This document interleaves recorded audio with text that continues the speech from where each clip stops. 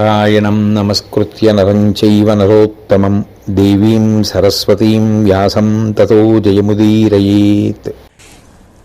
ఆ యుద్ధభూమిలో మరణించినటువంటి వారిని అందరినీ చూడాలి అని చెప్పి ధృతరాష్ట్ర మహారాజు గారు అనుకుని ఆయన, గాంధారి, ఇతర రాణులు అందరూ బయలుదేరడానికి సిద్ధపడుతున్నారు.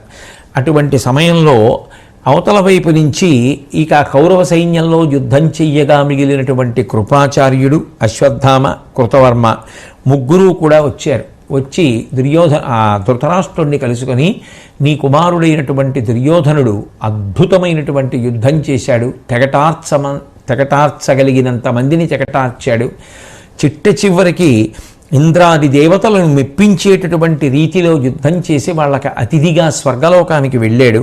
మేము ముగ్గురం తప్ప సైన్యం అంతా నశించిపోయిందని గాంధారీదేవిని ఊరడించి ఆవిడ మనసు స్వాంతన పొందేటట్టుగా మంచి మాటలు మాట్లాడి, దానము, ధర్మము మొదలైనటువంటి ఉత్తమ కర్మలు చేసినటువంటి వారు ఏ లోకాలు పొందుతారో అటువంటి వారితో సమానమైనటువంటి లోకాలని కానీ లేదా అంతకన్నా ఉత్తమ లోక ప్రాప్తిని కానీ యుద్ధమునందు మరణించినటువంటి వీరుడు కూడా పొందుతాడని కదా ఆర్యులు చెప్తారు. కాబట్టి ధృతరాష్ట్ర మహారాజా, దుర్యోధనాది వీరులందరూ కూడా దాన ధర్మాది పుణ్యకర్మలు చేసినటువంటి మహాత్ములు పొందేటటువంటి లోకముల కన్నా ఉత్తమ లోకములను పొందుతారనేటటువంటిది నిర్వివాదాంశం కనుక నువ్వు సంతోషంగా ఉండమని చెప్పి ఆ భీముడు దుర్యోధనుడితో యుద్ధం చేసేటప్పుడు నియమాలు పాటించకుండా నాభి కింద కొట్టి క్రూరంగా చంపేశాడు. ఆ చంపేసినటువంటి కారణం చేత మాకు ఆగ్రహం వచ్చి ఆ రోజు రాత్రి పాండవ శిబిరాల మీద దాడి చేసి దృష్టజుమ్నాదులందరినీ కూడా వధించి అక్కడ ఉన్నటువంటి ఏనుగులు, గుర్రాలు మొదలైనటువంటి వాటిని కూడా చంపేశాం. పాండవులు మమ్మల్ని వెతుక్కుంటూ వస్తూ ఉంటారు, పాండవుల చేతిలో పడితే మేము మరణిస్తాం, అందుకని మేము ముగ్గురం 3 మార్గాల్లో వెళ్ళిపోతున్నామని చెప్పి వాళ్ళ దగ్గర సెలవు తీసుకుని ఆ ధృతరాష్ట్ర మహారాజు గారికి, గాంధారీదేవికి ప్రదక్షిణం చేసి అక్కడి నుంచి బయలుదేరి గంగా తీరానికి వెళ్ళారు. అక్కడి నుంచి కృపాచార్యుడు హస్తినాపురానికి వెళ్ళిపోయాడు, కృతవర్మ ద్వారకా నగరానికి వెళ్ళిపోయాడు, అశ్వత్థామ మళ్ళీ వ్యాసాశ్రమం దగ్గరికి వెళ్ళి తపస్సు చేయడం ప్రారంభం చేశాడు. దానికి ముందు వ్యాసాశ్రమం దగ్గర ఉన్నప్పుడే పాండవులు రావడం, ఆయన శిరస్సులో ఉన్న మణిని గ్రహించడం మొదలైనటువంటి కథ అంతా కూడా జరిగింది. ధర్మరాజు కూడా పరివారం అంతటితో కలిసి ద్రౌపదీదేవి సోదరులు అందరినీ తీసుకొని తండ్రి అయినటువంటి ధృతరాష్ట్ర మహారాజు దర్శనం కోసం హస్తినాపురానికి వెళ్ళి ఆయన యుద్ధభూమికి వెళ్ళాడు అని తెలుసుకొని మరునాటి ఉదయం తాను కూడా హస్తినాపురాన్ని దగ్గర నుంచి బయలుదేరి యుద్ధభూమికి వచ్చేటప్పటికీ ఆ ఉదయాన అక్కడే ఈ ధృతరాష్ట్రుణ్ణి కూడా కలుసుకోవడం జరిగింది. ధర్మరాజు గారు వస్తుంటే ఈ కౌరవుల వైపు మరణించినటువంటి వీరుల యొక్క భార్యలందరూ కూడా చూసి, ఈ ధర్మరాజే రాజ్యం కోసం ఇంతమందిని పొట్టన పెట్టుకున్నాడు, ఇంతమంది మరణించారు, ఇప్పుడు ఏమనుభవిస్తాడో, చెల్లెలి భర్త అని కూడా చూడకుండా సైంధవుణ్ణి చంపాడు, సహజం కదా. ఆ బాధలో ఉన్నప్పుడు ఆ ఆక్రోశం కలిగినప్పుడు అప్పుడు చాలా పద్ధతిగా మాట్లాడాలి అని కోరుకోవడం కూడా కొంచెం కష్టమైనటువంటి విషయం. కాబట్టి ఆ స్త్రీలందరూ కూడా ధర్మరాజు గారిని, పాండవుల్ని నింద చేస్తూ మాట్లాడారు. ఆ వచ్చినటువంటి ధర్మరాజు గారు తన సోదరులతోటి, కృష్ణ పరమాత్మతోటి, సాత్యకితోటి ఉండి ఒక్కొక్కరిని ధృతరాష్ట్ర మహారాజు గారికి చూపిస్తున్నాడు. అందరూ నమస్కారం చేశారు. వీడు పెద్ద తమ్ముడు భీముడు, వీడు అర్జునుడు, వీడు నకులుడు, వీడు సహదేవుడు అని చూపిస్తూ మాట్లాడుతున్నప్పుడు మిగిలిన వాళ్ళ పేర్లు ఎత్తినప్పుడు ధృతరాష్ట్రుడు ప్రశాంతంగా ఉన్నాడు. భీముడి పేరు ఎత్తేటప్పటికీ ముఖంలో రంగు మారిపోయింది. లోపల నుంచి కోపం దహించేస్తున్నట్లుగా ఆ ధృతరాష్ట్రుడి ముఖంలో వచ్చేటటువంటి మార్పుని శ్రీకృష్ణ పరమాత్మ కనిపెట్టారు. ఎంత అధార్మికమైన పనైనా చేయడానికి బహుశా ధృతరాష్ట్రుడు సిద్ధపడుతున్నాడు, తగిన జాగ్రత్త తీసుకోవాలి అని అనుకున్నారు. అనుకుని ఆ భీముణ్ణి దగ్గరికి పిలిచాడు కౌగిలించుకోవడానికి ధృతరాష్ట్రుడు. శ్రీకృష్ణ పరమాత్మ భీముణ్ణి ఆపు చేసి భీముడిలాంటిదే ఒక ఇనప విగ్రహం ఒకటి తయారు చేయించి తీసుకొచ్చారు. దాన్ని ధృతరాష్ట్రుడి దగ్గరికి తోశారు. తొయ్యగానే ధృతరాష్ట్రుడు భీముడే అనుకుని చాలా క్రోధంతో 1000 ఏనుగుల బలంతో గట్టిగా విగ్రహాన్ని కౌగిలించుకొని తన బలమంతా చూపించి ఆ గట్టిగా నొక్కేటప్పటికీ ఆ విగ్రహం ముక్కలై కింద పడిపోయింది. ఆ పడిపోయేటప్పుడు ఆయన యొక్క గుండెల మీదంతా కూడా ముక్కలు గుచ్చుకోవడంలో రక్తం కారింది. ఆ ధృతరాష్ట్రుడు అంత గట్టిగా విగ్రహాన్ని కౌగిలించుకున్నప్పుడు విరిగి ముక్కలై పడిపోతే ఆ కోపంలో ఆ చేసిన పనికి మూర్ఛపోయాడు. మూర్ఛపోయి ఆ మూర్ఛలోని శరీరంలోని రంధ్రముల నుండి నిత్తురు కారుతుండగా మాట్లాడుతున్నాడు. ఈనాటికి భీముణ్ణి చంపేశాను, ఓ దుర్యోధన నువ్వు మోక్షాన్ని పొందు, పగ తీర్చుకున్నాను అంటున్నాడు.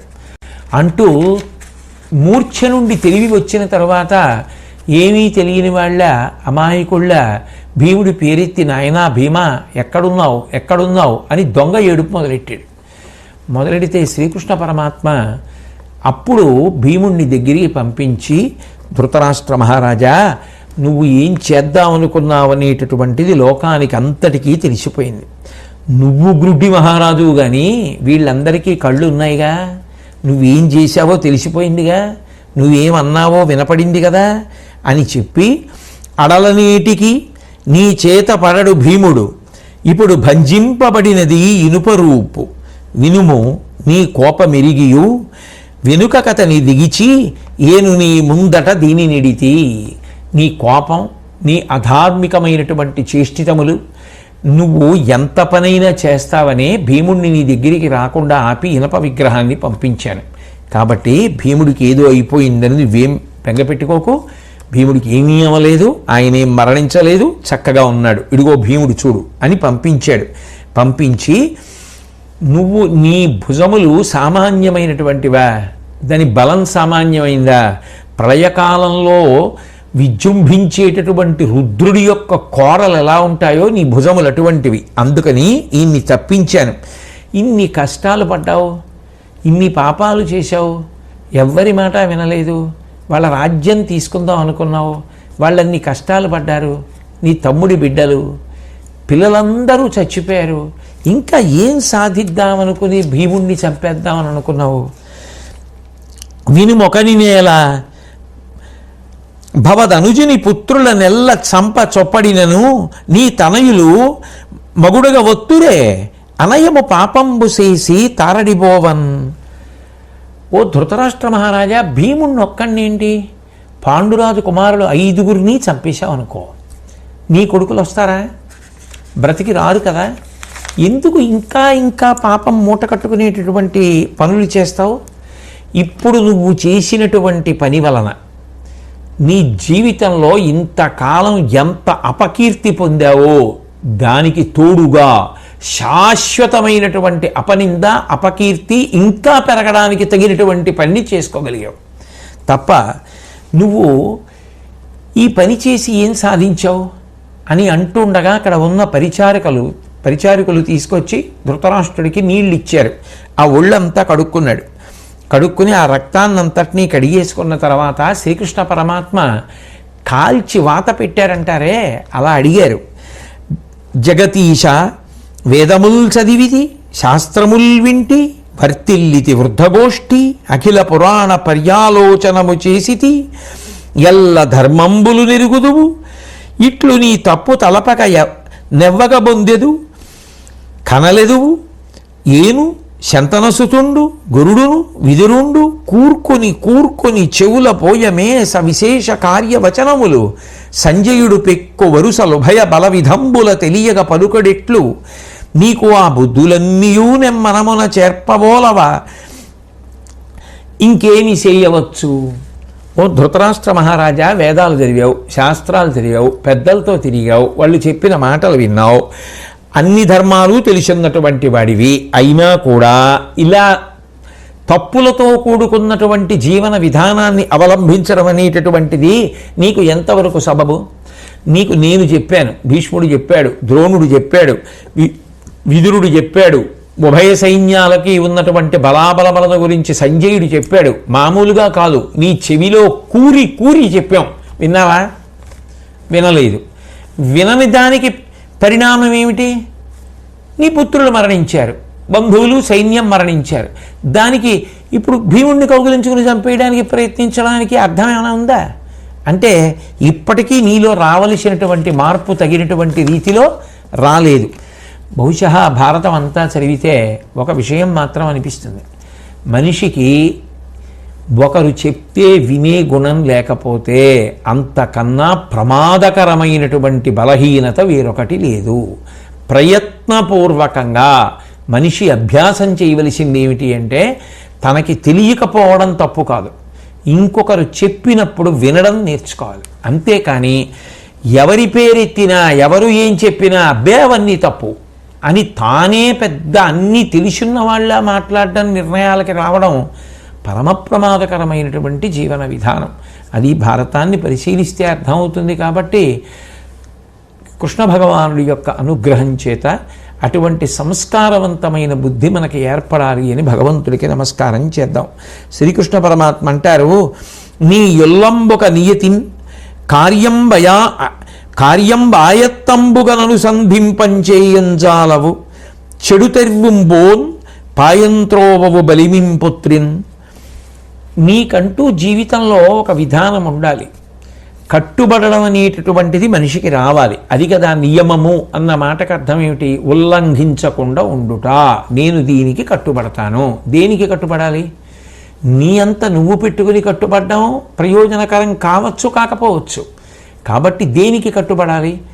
మనం ఆలోచించవలసిన అవసరం లేదు. అమ్మ వండి పెట్టిన అన్నం మన ఆరోగ్యానికి ఎంత హేతువో, బలానికి ఎంత హేతువో, వృద్ధికి ఎంత హేతువో, వికసనములకు ఎంత హేతువో, అలా పెద్దలైనటువంటి ఋషులు మన కొరకు ఇచ్చినటువంటి వాంగ్మయం, భగవంతుడు పెట్టిన ధర్మం అంత గొప్పవి. ఆ చట్రంలో ఇమిడే ప్రయత్నం చెయ్యాలి. ప్రయత్నం చేసి అప్పుడు ఏం చేయాలి? ఏ పనినైనా చేసేటటువంటి ప్రయత్నం చెయ్యాలి. అది నీకు మొదటి నుంచి అలవాటు కాలేదు. అసలు ఎన్ని వినడానికి పనికొస్తాయి తప్పించి అట్లా బ్రతకడానికి నువ్వెన్నడూ ప్రయత్నించలేదు. 2, మాట వినని నీ కొడుకుని మాట వినేటట్టుగా చేసుకోవాలి. లేకపోతే అది ప్రమాదానికి వెళ్ళి ఒక్క కొడుకుతో ఆగదు, కోట్ల మంది పోతారని. కొడుకు వెళ్ళకూడని మార్గంలోంచి కొడుకుని త్రప్పించి మంచి మార్గంలోకి మళ్ళించే ప్రయత్నం నువ్వెన్నడూ చేయలేదు. ఈ 2 నీ యందు ప్రబల దోషములు. ఆనాడు ద్రౌపదీదేవిని కొప్పు పట్టుకుని ఈడ్చి సభలోనికి తీసుకొచ్చి ఏకవస్త్రని వివస్త్రని చేసే ప్రయత్నం చేశారు. నీకు కోడలు కాదా? నువ్వు మామగారివి కావా? మామగారిగా సభలో రక్షించవలసిన కర్తవ్యం నీకు లేదా? నిర్వర్తించావా? కొడుకుల మీద ప్రేమతో మిన్నకుండిపోయావు. కొడుకుల యొక్క దుష్ట చరిత్ర ఒకసారి బాగా ఆలోచించుకో. ఆలోచించుకుంటే వాళ్ళు బ్రతకడానికి యోగ్యులా, మరణించడానికి యోగ్యులా నీకే అర్థమవుతుంది. ఒకసారి నువ్వు అర్థం చేసుకుని నిర్ణయించుకుంటే శాంతి నీకు కలుగుతుంది. కాబట్టి శాంతి ఎవరో తెచ్చిచ్చేది కాదు, నువ్వు పొందవలసింది.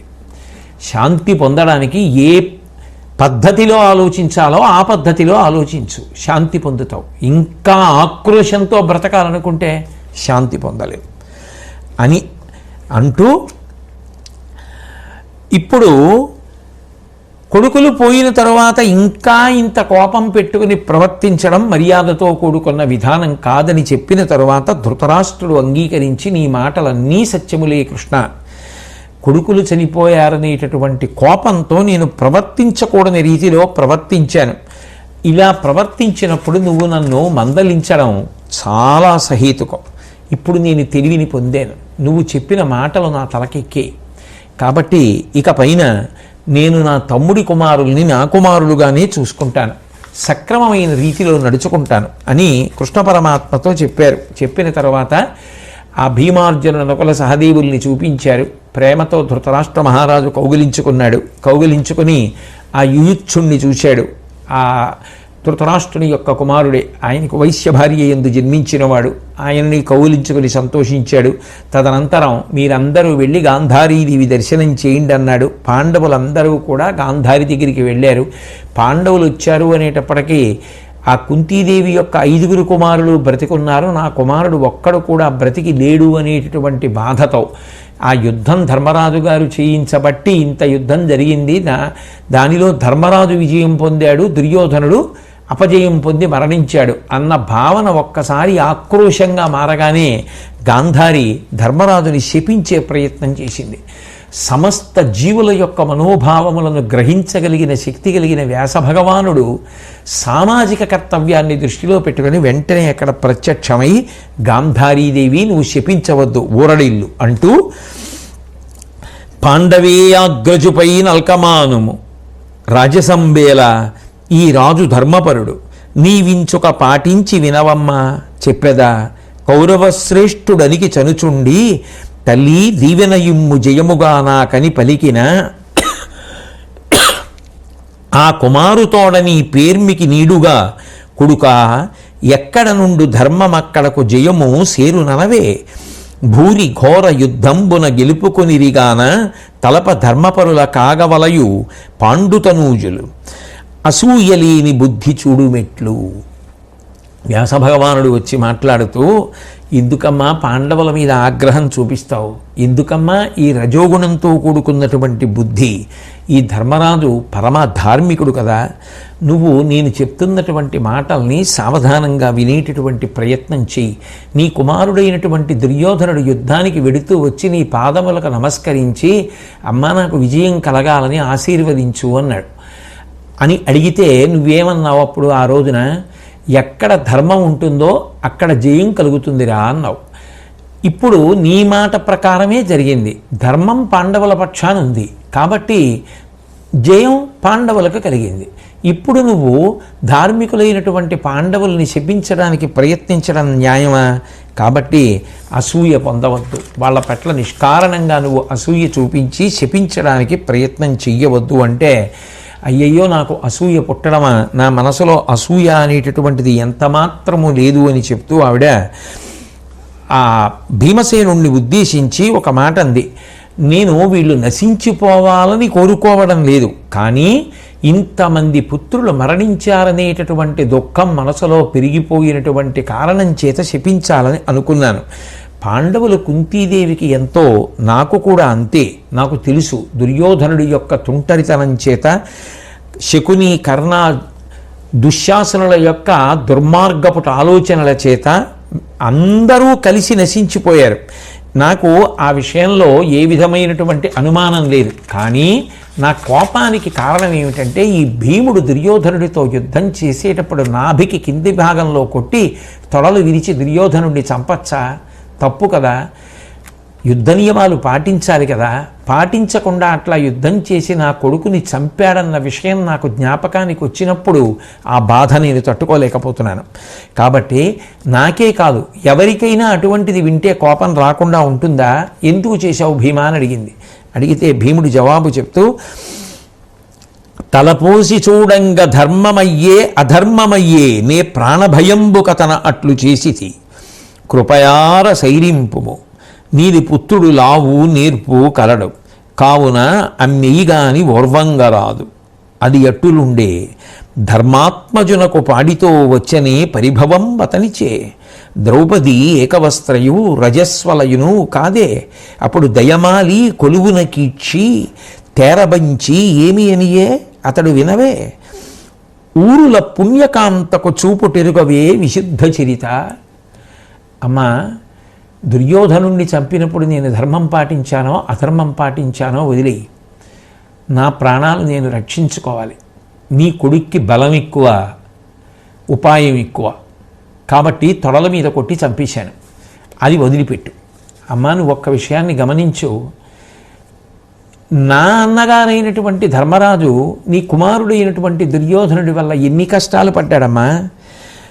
మా ఇల్లాలైనటువంటి ద్రౌపదీదేవి ఏకవస్త్ర అయినటువంటి దాన్ని నిండు సభలోకి ఈడ్పించి వివస్త్రను చేసే ప్రయత్నం చేసి అంత నిండు సభలో తన తొడ కొట్టి చూపించి వచ్చి తన తొడ మీద కూర్చోమన్నాడే, అది తప్పు కాదా అమ్మా?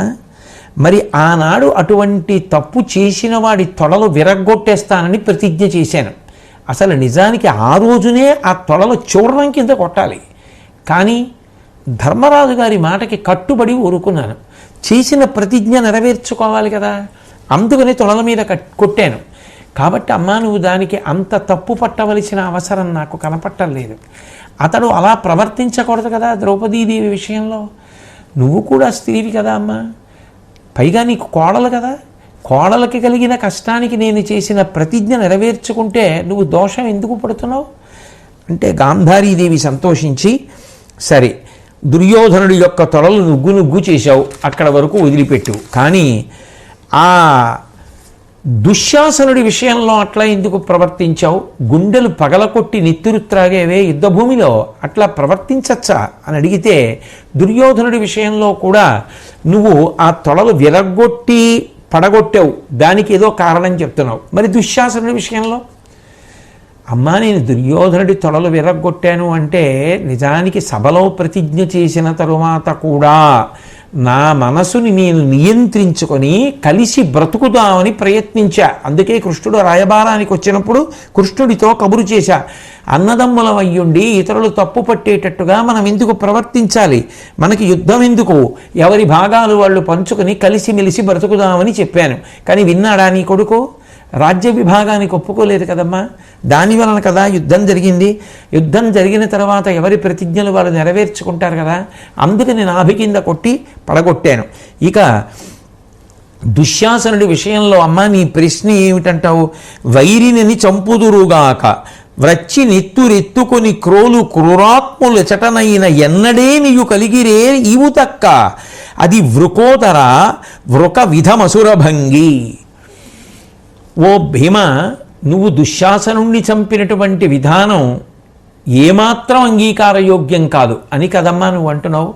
అది ఒక తోడేలు ప్రవర్తించవలసిన విధానం, లేదా ఒక అసురుడు రాక్షసుడు ప్రవర్తించవలసినటువంటి విధానం. ఒక వ్యక్తిని చంపి గుండెలు బద్దలు కొట్టి నెత్తురు తీసుకుని ఎవరైనా తాగుతారా అని కదమ్మా నువ్వు అడిగావు. నేను ఒక్క మాట చెప్తాను వినమ్మా. ఆ సభలోని కట్లు ద్రుపదాత్మజ తాగాసిన నీక్షి వల్వలులువగా కినుకంచేసిన బాసకై పెదవి చేర్చితు దుశ్శాసను శోణితంబు ఇది నిజంబరయన్. అమ్మా నేను నిజంగా తోడేలు తాగినట్టు కానీ రాక్షసులు తాగినట్టు కానీ నీ కొడుకు యొక్క నెత్తురు తాగలేదు, పరమసత్యం చెప్తున్నాను. దుశ్శాసనుడు సభలోకి ద్రౌపదీదేవిని ఈడ్చుకొచ్చి ఆమె యొక్క వలువలు విప్పడానికి ప్రయత్నం చేసినప్పుడు నేను ప్రతిజ్ఞ చేశా, వాడి గుండెలు బద్దలు కొట్టి నెత్తురు తాగుతాను అన్నాను. ఆ ప్రతిజ్ఞ నెరవేర్చుకోవడానికి ప్రయత్నించాను. అమ్మా నేను పరమసత్యం చెప్తున్నాను, దోసిటితో నెత్తురు తీసుకుని పెదవికి ఆంచుకున్నాను తప్ప నేను ఆ నెత్తురు తాగలేదు. కురు సైన్యంలో ఉన్నటువంటి మహావీరులందరూ కూడా చుట్టుముట్టి నన్ను వెనక్కి తోసేస్తుంటే, నా ప్రతిజ్ఞ నేను నెరవేర్చుకోకుండా వాళ్ళు అడ్డొస్తుంటే వాళ్ళని భయపెట్టడానికి నెత్తురు తాగినట్టుగా నటించి నా ముఖం మీద ఒంటి మీద చల్లుకున్నట్టు కనపడ్డాను తప్ప నిజానికి నేను నెత్తురు తాగలేదు. నాకు కావలసినవి రెండు ప్రయోజనాలే. ఒకటి, వాళ్ళు భయపడాలి ఆ సైన్యము వీరులు. రెండు, వాళ్ళెవరూ నా దగ్గరకు రాకుండా ఉండాలి. అప్పుడు నేను చేసిన ప్రతిజ్ఞ నేను పూర్తి చెయ్యొచ్చు. అందుకని దుశ్శాసనుడి గుండెలు చీల్చాను తప్ప నెత్తురు పెదవి దగ్గర వరకు పెట్టుకున్నాను తప్ప అమ్మా నేను నెత్తురు త్రాగలేదు. అన్యజనముల శోణితమైన అధిక పాతకమని విందు అనుజరక్తమాన నేనెంత వెర్రినే, అంత పాపకర్ముడనే, తల్లి అంత నిష్కరుణమతినే. అమ్మ అసలు లోకంలో ఇతర వ్యక్తుల యొక్క నెత్తురు త్రాగడమే మహాపాతకం. అటువంటిది నాకు సోదరుడు కదమ్మా, సోదరుడైనటువంటి వాడి నెత్తురు తాగేటంత మహాపాపం చేసేవాణ్ణి అని ఎలా నమ్మావమ్మా? అంత దయలేనివాణ్ణా? కాదు, నేను ఎక్కడ వరకు ప్రతిజ్ఞ చేశానో అక్కడ వరకు మాత్రమే నెరవేర్చాను తప్ప నేను నెత్తురు త్రాగలేదమ్మా, నిజం చెప్తున్నాను అన్నాడు భీముడు. గాంధారీదేవి కొంతవరకు ఊరట పొంది, అది సరే 9 కొడుకుల్ని చంపేశావే, ఒక్క కొడుకు బతికి ఉంటే నీ ఏకఛత్రాధిపత్యానికి అడ్డొచ్చాడా, మీ పరిపాలనకు అడ్డొచ్చాడా? గుడ్డిరాజు కదా ధృతరాష్ట్రుడు, మీ పెద్దనాన్నకి కళ్ళు లేవు కదా, ఒక్కడైనా తోడుగా బ్రతికించడానికి మీరు ప్రయత్నించలేదే అని ఆమె మనసులో వెంటనే ధర్మరాజు గారు మెదిలి ఆ ధర్మరాజు ఏడి, ఆ రాజు ధర్మజుడేడి అని అడిగింది. అడిగేటప్పటికి ఆ కోపంలో ఎక్కడ శపిస్తుందో అని భయపడిపోయినటువంటి ధర్మరాజు గారు చేతులు వణికిపోతుండగా నమస్కారం చేస్తూ గబగబా గాంధారి దగ్గరికి వెళ్ళాడు. వెళ్ళినవాడు చాలా చాలా తెలివిగా ప్రవర్తించాడు. ఏదో తప్పు చేసిన పిల్లవాడిని అమ్మ ఏడివాడు అందనుకోండి, వాడు వచ్చి అమ్మ నిజమేనమ్మా, నేను అలా చేయకూడదమ్మా, నేను తప్పు చేశానమ్మా, నేను ఆ తప్పు చేసిన మాట నిజమేనమ్మా, కానీ ఇంకెప్పుడు చేయనమ్మా, నన్ను కొట్టేయమ్మా, నన్ను చిత్త కొట్టేయమ్మా అని వచ్చి నించున్నాడు అనుకోండి, ఏమంటుంది అమ్మ ఇంకా? అట్లా ధర్మరాజు గారు గాంధారి దగ్గరికి వెళ్ళి, నీ పుత్రుల చంపించిన పాపాత్ముని క్రూరచిత్తు పరివాదార్హున్ శాపంబున బొలియింపుము భూపాలక వల్లభాభి పూజిత చరణ. మహారాజుల యొక్క భార్యలు వంగి నమస్కరిస్తే వాళ్ళ చేత పూజింపబడేటటువంటి పాదములు కలిగినటువంటి ఓ గాంధారీదేవి, నీ కుమారుల్ని చంపించినటువంటి క్రూరచిత్తుడు నిందార్హుడైనటువంటి ధర్మరాజు ఇడిగో నీ ముందే నించునున్నాడు. జీవమేటికి రాజ్యమేటికి చెల్లు చుట్టల బిడ్డలం చావచూచిన ఎట్టి ద్రోహికి సర్వభోగములీటికిన్ నావుడున్మరు మాటలాడగా నాలుకాడకయుండి ఆ దేవి యూర్పు నిగిచ్చే ఉష్ణము దీర్ఘము పరుషంబుగన్. బంధువులు కుమారులు ఇంతమంది మరణించడానికి కారణమైనటువంటి ద్రోహినమ్మ ఇంకా ప్రాణాలతో ఎందుకు ఉండాలి? నాకు రాజ్యం ఎందుకు, వైభవాలు ఎందుకు? అమ్మా నీ ఇష్టం వచ్చినట్టుగా నన్ను శాసించు అని చెప్పి వెళ్ళి ఆ గాంధారీదేవి పాదాల దగ్గర పడిపోయి ఏడ్చేసేటప్పటికీ గాంధారికి నోట మాట రాలేదు. ఏమీ అనలేక ధర్మరాజుని శపించకుండా ఉండిపోయి వేడి నిట్టూర్పులు విడుస్తూ ఉండిపోయింది. కానీ ఆ ధర్మరాజు గారు లేచి రెండు చేతులు పైకెత్తి నొసటన చేర్చి నమస్కరిస్తున్నటువంటి సమయంలో గాంధారీదేవి కళ్ళకి కట్టుకున్నటువంటి కట్టు కొద్దిగా జారినంత మాత్రం చేత ఆవిడ కోపంతో చూచిన చూపు ధర్మరాజు గారి యొక్క పాదములకు ఉన్న వేళ్ల చివరి భాగాలకి తగిలేటప్పటికీ అవి కవిలిపోయాయి. అంటే ఆమె చూపు అంత తీవ్రంగా ఉంది. వెంటనే ఆ అర్జునుడు కృష్ణుడికి వెనక్కి వెళ్ళిపోయి నించున్నాడు. భీముడు నకులుడు సహదేవుడు అందరూ కూడా గబగబా పక్కకి తప్పుకున్నారు. అప్పుడు గాంధారీదేవి తన కోపం ఉపశమనాన్ని పొంది, అవునులే వీళ్ళు చేసిన దోషమే ఉంది తెలుసు కదా, నా బిడ్డలైనటువంటి దుర్యోధనాదులు చేసిన దోషమే కదా అని వెళ్ళి మీ అమ్మ కుంతిని దర్శనం చేయండి అంది. వీళ్ళందరూ కుంతీదేవి దగ్గరికి వెళ్ళారు. ఆ బిడ్డల్ని చూసుకుంది, వాళ్ళకి తగిలిన గాయాలన్నీ తడిమి చూసింది, ఎంతో బాధపడింది, ఆక్రోశించింది, ఏడ్చింది. ద్రౌపదీదేవి వచ్చింది, అత్తగారికి నమస్కరించింది, బిడ్డలు పోయినటువంటి బాధ. ఈలోగా గాంధారి ఆ కుంతీదేవి కూడా కలుసుకున్న తర్వాత వాళ్ళిద్దరి మధ్య జరిగినటువంటి మాటలు చాలా ఆశ్చర్యకరమైనటువంటి మాట. నిజంగా అటువంటి పరిస్థితి కలిగేటట్టుగా ఎవ్వడూ ఎప్పుడూ మూర్ఖత్వంతో ప్రవర్తించకూడదు అనిపిస్తుంది. గాంధారి అంది, కుంతి నువ్వు నన్ను ఓదార్చు, నేను నిన్ను ఓదారుస్తాను. ఎందుకంటే నీవారు మరణించారు, నా బిడ్డలు నా వారు మరణించారు, అటు అభిమన్యాదులు మరణించారు, ఉపపాండవులు మరణించారు, ఇక్కడ ఈవిడికి బిడ్డలు పోయారు. దేనికి అంటే కేవలం బిడ్డల యొక్క మూర్ఖత్వం. ప్రత్యేకించి ఆ దుర్యోధనాదులు చెప్పిన మాట వినని కారణం చేత చిట్ట చివరికి తల్లులు ఏడవలసినటువంటి పరిస్థితి ఏర్పడింది. కాబట్టి ఇటువంటి స్థితి కలిగిందని అందరూ శోకించారు, తర్వాత ఊరడిల్లారు. ఈలోగా గాంధారీదేవి ఒక్కసారి యుద్ధభూమిలోకి వెళ్ళి మరణించినటువంటి వారి యొక్క శరీరములన్నీ చూసి రావాలి అని సంకల్పం చేసుకుంది. వ్యాస భగవానుడు ఆమె కళ్ళకి ఉన్నటువంటి కట్లు విప్పవలసినటువంటి అవసరం లేకుండానే పడి ఉన్నటువంటి వారిని అందరినీ చూడ్డానికి ఆవిడికి శక్తినిస్తూ వరం ఇచ్చాడు. ఆవిడ యుద్ధభూమిలోకి వెళ్ళేటప్పటికీ పరిస్థితి పరమ భయానకంగా ఉంది. నిజానికి అందులో ఉన్నటువంటి పద్యాలు, అందులో ఉన్నటువంటి వర్ణనలు అన్నీ చెప్పడం చేత నాకు మనసు వికలమవుతుంది, విన్న మీకు మనసు వికలమవుతుంది. అలాగని వదిలేయలేక విహంగ వీక్షణంగా మాత్రమే స్పృశిస్తున్నాను. కాబట్టి ఆ యుద్ధభూమిలోకి వెళ్ళినటువంటి గాంధారి చూసేటప్పటికీ అక్కడ ఉండేటటువంటి రాక్షసులు పరమ భయంకరమైనటువంటి భాషలో మాట్లాడుకుంటూ ఆ పడిపోయినటువంటి తలలో పుర్రెల్లో ఉన్నటువంటి నెత్తురంతా తాగుతూ మాంసం తింటున్నారు.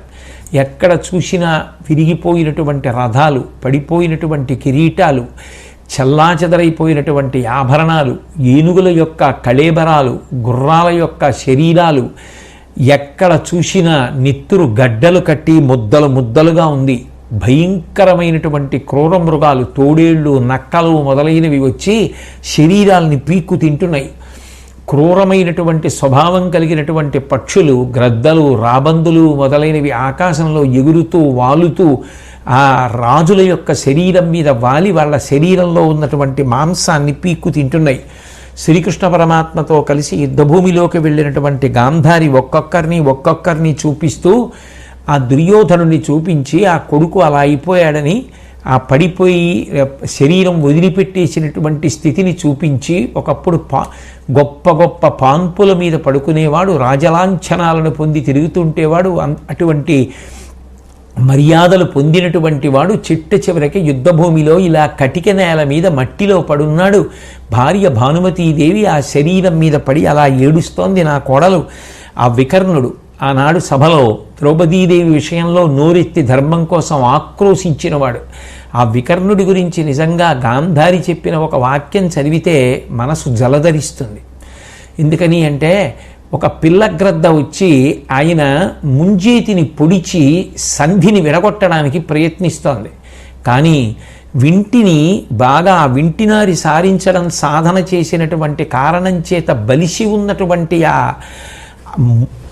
ముంజేతిని బ్రద్దల కొట్టడం ఆ పిల్లగ్రద్దకి సాధ్యం కాలేదు. అన్ని వైపుల నుంచి కాకులు, గ్రద్దలు వచ్చి వాలి అన్ని వైపుల నుంచి పీకుతుంటే, భార్య ఆ శవాన్ని చూడ్డానికి వచ్చి తోలుతుంటే, లోకంలో ఎప్పుడైనా ఏ తల్లైనా ఇట్లా తన వాళ్ళ శవాల్ని తన కోడళ్ళు ఏడుస్తుండగా ఇంత భయంకరమైన స్థితిలో చూసిందా శ్రీకృష్ణ?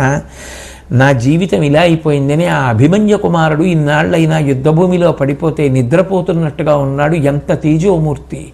వంశంలో పుట్టినటువంటి ఇంతటి మహావీరులు ఏ పాపం చేశారని వీళ్ళని మనవాళ్లే చుట్టుముట్టి పడగొట్టారు. దేనికోసం ఈ యుద్ధం? దేనికోసం చేసుకుని మనవాళ్లలో మనవాళ్లే ఇంతటి మహావీరుల్ని ఒకళ్ళనొకళ్ళు పొట్ట పెట్టుకుని చంపుకున్నారు. ఆఖరికి పడిపోయినప్పుడు ప్రశాంతంగా ఇలా కలిసిమెలిసి పడిపోతే పక్షులు, క్రూర మృగాలు తినేస్తున్నాయి. ఆ ద్రోణాచార్యుడి శరీరం చూడు, నక్కలు శరీరాన్నంతటినీ తినేస్తే పాదాలు మిగిలాయి. ఒకానొక నాడు విలువిద్య నేర్చుకుని ఆ పాదములకు నమస్కరించినటువంటి వాడు లేడు. అంతమంది చేత నమస్కరింపబడినటువంటి మహానుభావుడి శరీరాన్ని నక్కలు పీక్కు తినేసాయి. ఆ శిష్యులు ఆ శరీరానికి అంత్యేష్టి సంస్కారం చేయడానికి తీసుకెడుతున్నారు.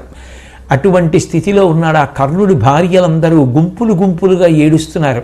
నక్కలు వచ్చి పీక్కు తినేసినటువంటి ఆ శరీరం ఎంత భయంకరంగా ఉంది. విరాట మహారాజు గారి యొక్క శరీరం నెత్తురు గడ్డ కట్టేసి ఉంటే, అక్కడ ఉన్నటువంటి గడ్డ కట్టిన నెత్తురి ముద్దలో మునిగిపోయి ఉన్నాడు. ఆ తడి మీద వాయువు చేత వీచబడినటువంటి దుమ్ము ధూళి కొట్టుకుపోతే అందులో పడి ఉన్నారు.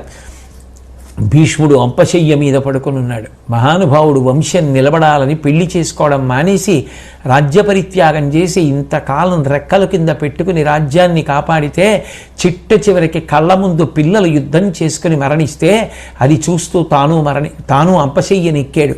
ఎంత దారుణమైన విషయం! ఒక్క వ్యక్తి మాట విననివాడు పుడితే, మూర్ఖత్వాన్ని పొందితే దాని పర్యవసానం ఎంత దారుణంగా ఉంది. కేవలం దీనికోసమే నేర్చుకున్నాడో ఏమో ఈ పాచికలు. ఆ పాచికలాడి ఇంత నాశనానికి కారణమైన ఆ శకుని నోరు తెరుచుకుని ఎలా పడున్నాడో చూడు. ఆ శల్యుడు భూమి మీద బోర్లా పడి నోరు పక్కకుండి నాలుక బయటకు వస్తే కాకులు పీక్కు తింటున్నాయి. చిట్ట చివరికి వీళ్ళందరూ ఇంతంత గొప్పవాళ్ళు ఈ స్థితిలో పడి ఉంటే, వీళ్ళని చూస్తుంటే నా మనసు ఎంత బాధగా ఉందో అని ఆ గాంధారి తీవ్రమైనటువంటి ఖేదానికి లోదైంది. అంతకన్నా ఇంకా ఆ భాగాన్ని పరిశీలించడానికి నాకు మనసు రాదు. ఆ గాంధారీదేవి చూసి చాలా తల్లడిల్లిపోయింది. కానీ దాన్ని అంత వివరంగా చెప్పడం కానీ, అంత వివరంగా వినవలసిన అవసరం కూడా ఉంటుంది అని నేను అనుకోవట్లేదు. ఎందుకంటే ఒక్క వ్యక్తి మూర్ఖత్వం వల్ల అంతమంది మడిసిపోయినప్పుడు అది చాలా హృదయ విదారకంగానే ఉంటుంది ఆ పరిస్థితి. కానీ ఇంతమందిని చూసిన తరువాత గాంధారికి అకస్మాత్తుగా కోపం పెళ్ళుబుకి పక్కన ఉన్నటువంటి శ్రీకృష్ణ పరమాత్మ వంక చూసి, ధృతరాష్ట్ర పాండు భూపతుల కుమారులు తమలోన ఈసున సమరమనకు దొడగిన నీ వడ్డపడవైతి తగు చాలు మానిసుల్ కలిగియు మననీయ వాక్యుండవయ్యును శక్య సమస్త కార్యుండన పేర్కొనియును ఉపేక్ష చేసితి కురురాజు చెరుపున తిరిగితి నిఖిల రాజుల తదనీకములను నామవడచి ఎల్ల భూముల వాడయ్యే అంత పట్టు ఫలముననుభవింపు ఏ పడంగ నిన్ను శాపానల జ్వాల దగ్ధమూర్తి చేయు దాన వినుము. అటు తిరిగి ఇటు తిరిగి ఆవిడ తన కోపాన్నంతటినీ కూడా కృష్ణ పరమాత్మ మీద చూపించింది. యువతల ధృతరాష్ట్రుడి యొక్క బిడ్డలు, అటు పాండురాజు వైపు ఉన్నటువంటి బంధువులు, మనవలు, వీళ్ళందరూ ఇలా ఇవాళ యుద్ధభూమిలో పడిపోయారు. మరి ఆ పాండురాజు గారి మనవలు పడిపోయారు, ధర్మరాజు గారు మొదలైనటువంటి వారి యొక్క బిడ్డలు ఉపపాండవులు పడిపోయారు. ఇంతమంది యుద్ధభూమిలో తెగటారిపోయారు. నువ్వు సర్వసమర్థుడివి, మాట్లాడగలిగినటువంటి శక్తి కలిగిన వాడివి, తలుచుకుంటే యుద్ధాన్ని ఆపగలిగినటువంటి వాడివి. నీ యొక్క శక్తిని చూపించకుండా, యుద్ధం ఆపకుండా, సంధి జరగకుండా చేసి ఆఖరికి రాయబారానికి వచ్చాను అనేటటువంటి కీర్తిని మాత్రం మిగిలిపోయేటట్టుగా ఉంచుకుని చిట్ట చివరికి రెండు పక్షముల వారు యుద్ధం చేస్తే ఈ నువ్వు చేసిన రాయబారం ఫలించలేదు అన్న కారణం చేత యుద్ధం జరిగి ఈ యుద్ధంలో ఇంతమంది తెగటారిపోతే శక్తి కలిగి ఉండి కూడా నువ్వు ఆపలేదు, అది ఆవిడ ఆరోపణ. ఆయన ఆపడానికి ప్రయత్నించలా? ఎంత కష్టపడ్డారు, ప్రయత్నపూర్వకంగా వచ్చారు, ఎన్ని మంచి మాటలు చెప్పారు. చెప్తే వినకపోగా ఆయన్ని బంధించే ప్రయత్నం చేసి ఇప్పుడు ఆయనని నింద చేస్తే వచ్చే ప్రయోజనం ఏమిటి? కాబట్టి కేవలం నీ వలన మాత్రమే ఇలా జరిగింది కృష్ణ.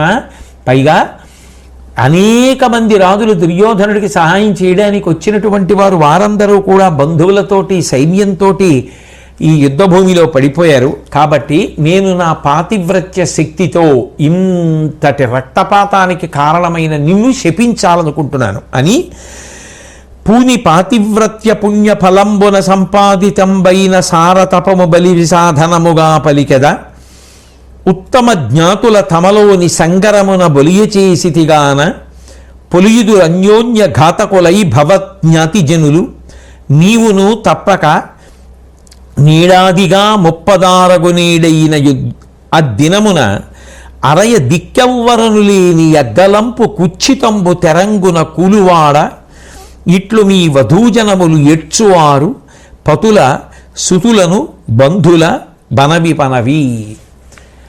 ఆవిడ ఆ ఆక్రోశంలో శ్రీకృష్ణ పరమాత్మని శపించింది.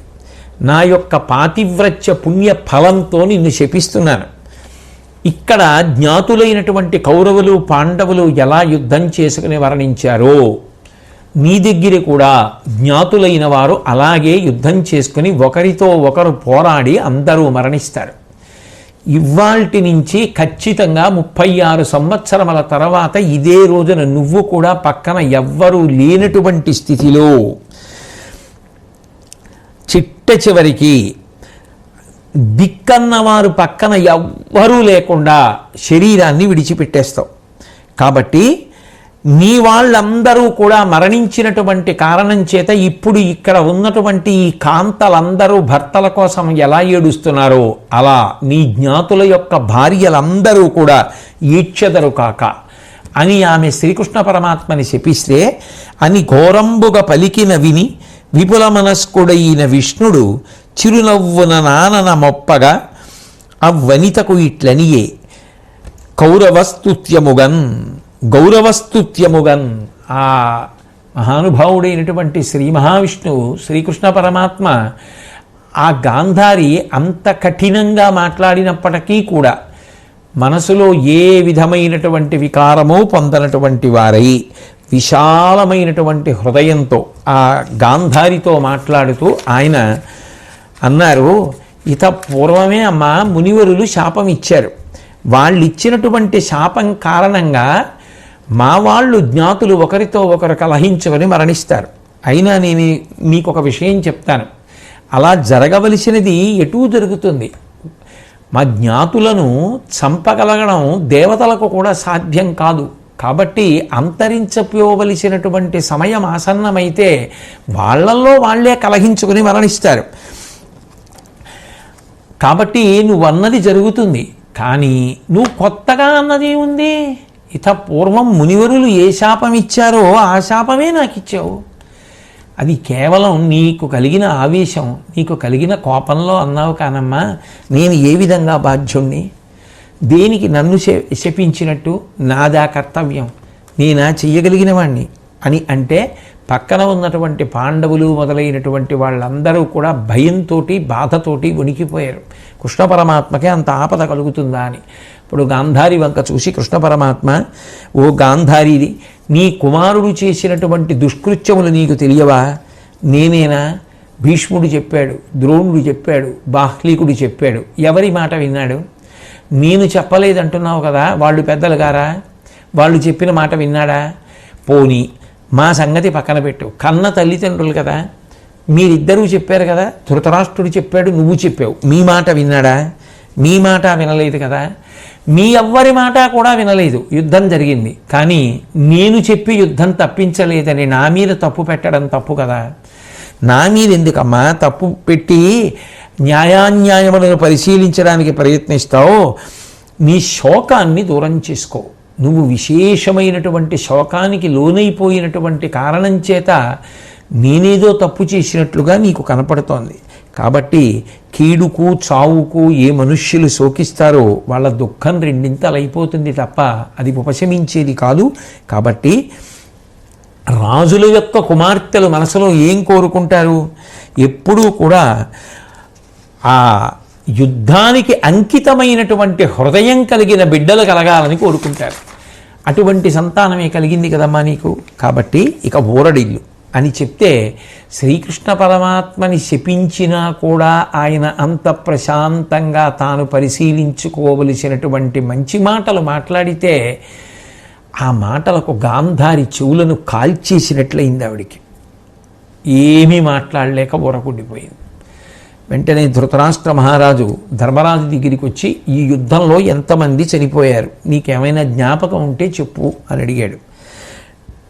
76,20,00,000 మంది ప్రసిద్ధులైనటువంటి వారు చచ్చిపోయారు.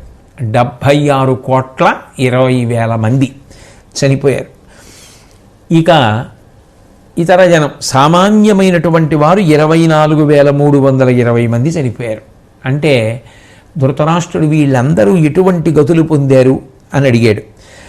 దేహాలు మండిపోతున్నా కూడా అస్త్రములకు ఎదురు నిలబడి శరీరత్యాగం చేసిన వారెవరున్నారో వారు మహేంద్రుడికి అతిథులై స్వర్గలోకంలో విరాజిల్లుతారు. ఇక ఆయువు పట్టులలో దెబ్బలు తగలగా అన్ని వైపులకి పారిపోయి ప్రాణములను వదిలిపెట్టిన వారు ఎవరుంటారో వాళ్ళు యక్షలోకానికి వెళ్ళిపోతారు. సమమున ఎత్తెరంగున సమసినను కీడు తెరవు చనరుత్తమ లోకమునకు పోదురు జనములు ప్రమిదితులై అంటు బుధులు పౌరవ ముఖ్య. యుద్ధంలో మరణించినటువంటి వారు ఏ కారణం చేత కూడా పతనమవడం అనేటటువంటి మాట మాత్రం ఉండదు, ఉత్తమ లోకములకే వెడతారు. కాబట్టి అందరూ ఉత్తమ లోకాలని పొందుతారు, ఎవరూ నరకానికి వెళ్ళరు. కాబట్టి నువ్వు బెంగ పెట్టుకోవలసినటువంటి అవసరం లేదు, ఎందుకంటే విద్వాంసులు చెప్పేటటువంటి మాట అది అంటూ ఇందులో కొంతమంది ఇప్పుడు అంత్యేష్టి సంస్కారం చేయడానికి మిగిలిన వాళ్ళు ఉన్నవారు ఉన్నారు. అంటే ఆ చనిపోయిన వారికి ఎవరో కొంతమంది మిగిలారు, వాళ్ళు ఆ శరీరాలకు అంత్యేష్టి సంస్కారం చేస్తారు. మరి కొంతమందికి ఎవరు లేరు, అంత దయనీయమైన స్థితిలో వాళ్ళు చనిపోయారు. ఇప్పుడు వాళ్ళకి వీళ్ళకి కూడా జరిగిపోవాలి. ఎవరికి అంత్యేష్టి సంస్కారం చేయడానికి కొంతమంది మిగిలారో వాళ్ళందరికీ చేస్తారు. అలా అంత్యేష్టి సంస్కారం కూడా చెయ్యడానికి జనం మిగలని వారెవరున్నారో వాళ్ళందరికీ కూడా ధౌమ్యుడు, విదురుడు, సంజయుడు అంత్యేష్టి చేస్తారు. అంటే సనాతన ధర్మమునందు అంత్యేష్టి సంస్కారం మనకు అంత ప్రాధాన్యత ఉంది. యుద్ధభూమిలో వారిని అలా వదిలిపెట్టేయలేదు. అందుకే అనాథ ప్రేత సంస్కారం అశ్వమేధయాగ ఫలితంతో సమానము అని చెప్పడానికి కారణం. ఆ యుద్ధభూమిలో పడిపోయిన వారందరికీ కూడా అంత జాగ్రత్తగాను చేయించారు. సరే, ఆ హస్తినాపురం నుంచి శ్రీగంధం, అగరుగడ్డి, దర్భలు, పట్టుబట్టలు, కస్తూరి, కుంకుమ, నెయ్యి మొదలైనవన్నీ తెప్పించారు. వేదపఠనం జరుగుతుండగా జ్వాలలు ఆకాశాన్ని అంటుతుండగా భయంకరమైనటువంటి రీతిలో ఆ అంత్యేష్టి సంస్కారం జరిగిపోతుంటే ఆ ప్రేతకర్మ నడుస్తుంటే ప్రాణమున్న ప్రాణులన్నీ కూడా విలపించేట. ఎందుకని అంటే కోట్ల మంది మరణిస్తే అంత్యేష్టి సంస్కారం జరుగుతుంటే చూడడం తట్టుకోవడం ఎవరికి సాధ్యం ఆ పొగ ఆ వాసనకి. కాబట్టి కౌరవ స్త్రీ జనాన్నంతటినీ కూడా పిలిపించారు. ఆ నదీ స్నానం చేసి అందరూ తిరిగి వెళ్ళిపోతున్నటువంటి సమయంలో పరమ దుఃఖంతో కుంతీదేవి పరిగెత్తుకొచ్చింది. వచ్చి మీరు ఇప్పటి వరకు రాధేయుడు అని చెప్తున్నటువంటి కర్ణుడు ఎవరైతే ఉన్నాడో ఆ కర్ణుడు నిజానికి రాధాదేవికి జన్మించిన వాడు కాడు, నాకు సూర్యుడికి జన్మించినటువంటి వాడు. ధర్మాన్ని దృష్టిలో పెట్టుకున్నప్పుడు ఆయన పాండురాజకుమారుడే అవుతాడు. ఎందుకనంటే ఒక కన్యకి జన్మించినటువంటి వాడు కన్యకి వివాహమైన తర్వాత ఎవరికి ఆమె భార్య అయిందో, ఆ కన్య ఎవరికి భార్య అయిందో ఆయనకే కుమారుడు అవుతాడు కనుక పాండురాజుకే పిల్లవాడు కుమారుడు అవుతాడు ధర్మంలో. కాబట్టి మీకు అన్నగారు అవుతాడని చెప్తే ధర్మరాజు గారిని ఆ తిలోదకాలు ఇమ్మంటే ధర్మరాజు గారు చాలా బాధపడ్డాడు. ఉపపాండవులు మరణించినప్పుడు కానీ, అభిమన్యుడు మరణించినప్పుడు కానీ, అంతమంది కురుకుమారులు మరణించినప్పుడు కానీ మేము బెంగ పెట్టుకోలేదు. కానీ సూర్యుడు పగిది వెలిగిపోగలిగినటువంటి వాడు, దివ్యాస్త్ర సంపదలు కలిగినటువంటి వాడు, ఎవరు విల్లు ఎక్కువ పెడితే శత్రువులందరూ హడిలిపోతారో, దేవతలు కూడా ఆశ్చర్యపోతారో అటువంటి శక్తి కలిగినటువంటి వాడు చిట్ట చివరికి పాండవులతో కలిసి జీవించలేక కౌరవులతో ఉండి యుద్ధంలో వచ్చి మా చేతిలో మరణించవలసినటువంటి దుర్గతిని పొందాడు అంటే, అమ్మ మాకు ఈ విషయం తెలియలేదు, ఎంత దారుణం జరిగిపోయిందని చాలా శోకించాడు. శోకించిన తరువాత ఆ కర్ణుడి పేరు చెప్పి చెయ్యవలసినటువంటి విధి విధానముతో కూడినటువంటి సమస్త కృత్యములను చేసి ఆయన భార్యలను పిలిపించి వాళ్ళందరికీ కూడా ఆ తరువాత జరగవలసినటువంటి కార్యానికి తగినటువంటి సంభారములన్నింటినీ కూడా ఇప్పించాడు. వాళ్ళని తగిన రీతిలో వాళ్ళకి అందవలసినవన్నీ కూడా అందించాడు. అందించి అమ్మా ఇంతకాలం కొంగులో నిప్పుని మూట కట్టుకున్నట్టు ఈ రహస్యాన్ని ఎలా దాచగలిగావమ్మా, అద్వితీయ పరాక్రమం కలిగినటువంటి మహానుభావుడు మడిసిపోయాడు కదా అని చెప్పి ఆ బాధను పొందాడు. కానీ సనాతన ధర్మంలో అత్యంత ప్రధానమైనటువంటి అంత్యేష్టి సంస్కారము ఉత్తరగతుల కోసం ఏది ఉంటుందో అటువంటి అంత్యేష్టి సంస్కారాన్ని ఆ యుద్ధభూమిలో పడిపోయిన వారందరికీ కూడా జరిపించారు. ధర్మము ప్రధానము. ఆ వ్యాస భగవానుడు చెప్పినట్టు శ్రీ మహావిష్ణువు యొక్క నిర్ణయం మేరకు భూమి యొక్క బరువు తగ్గడానికి అటువంటి పరిణామము జరిగి అధర్మాత్ములందరూ వెళ్ళిపోవడం జరిగింది. వీణానాద ప్రతిమ నిగమావిర్భాత్ సారపుణ్యశ్రేణీ సంపాదిత విమలతాస్థేమ నిర్లీప చిత్తత్రాణ క్రీడాకలన సతతోత్సాహవద్దివ్యభావ ప్రాణాపానహరణ నిపుణ ప్రాపణీయానుభావ అంటారు. మహానుభావుడైనటువంటి హరిహరనాథుడు శివకేశవుల యొక్క సమాగమ స్వరూపం కలిగినటువంటి వాడు. ఆయన వేదార్థాన్ని తెలుసుకొని వీణ వాయిస్తున్నప్పుడు ఎటువంటి మధురమైనటువంటి ధ్వని వస్తుందో అటువంటి శబ్దంతో అటువంటి స్వరంతో అర్థమును తెలుసుకొని రమిస్తూ వేదమంత్రములను చదివేటటువంటి వారు ఎవరుంటారో అటువంటి వాళ్ళకి అసంగ చిత్తాన్ని స్థైర్యాన్ని ఇచ్చి ఉద్ధరింపచేసేటటువంటి వాడు. ఆ హరిహరనాథుడే ప్రాణము అపానము మొదలైనటువంటి యోగ చిత్త వృత్తి కలిగినటువంటి వారెవరుంటారో అటువంటి వాళ్ళందరినీ కూడా అనుగ్రహించి ఆ యోగాభ్యాస బలం చేత వాళ్ళు పరమాత్మని పొందేటట్టుగా చెయ్యగలిగినటువంటి వాడు. అటువంటి పరమాత్మ ప్రీతి దేని వలన అంటే కేవలము ధర్మము వలన. ఆ ధర్మమునకు విశేషమైన ఇబ్బంది ఏర్పడినప్పుడు ఆయన అవతార స్వీకారం చేసి ఆ ధర్మాన్ని స్థాపిస్తూ ఉంటారు. యదా యదా హి ధర్మస్య గ్లానిర్భవతి భారత అభ్యుత్థానమధర్మస్య తదాత్మానం సృజామ్యహం అంటారు భగవద్గీతలో. అట్లా ధర్మ సంస్థాపనార్థం అవతరించినటువంటి శ్రీకృష్ణ పరమాత్మ ఆ ధర్మమునందే ప్రధానమైన అంతర్భాగమైనటువంటి చేయవలసిన పనులు ఏ ఉంటాయో అవన్నీ కూడా చేయించి ఆ ధర్మము అన్నది ఎంత జాగ్రత్తగా అనుష్ఠాన పర్యంతంలోకి రావలసి ఉంటుందో నిరూపించి చూపించారు.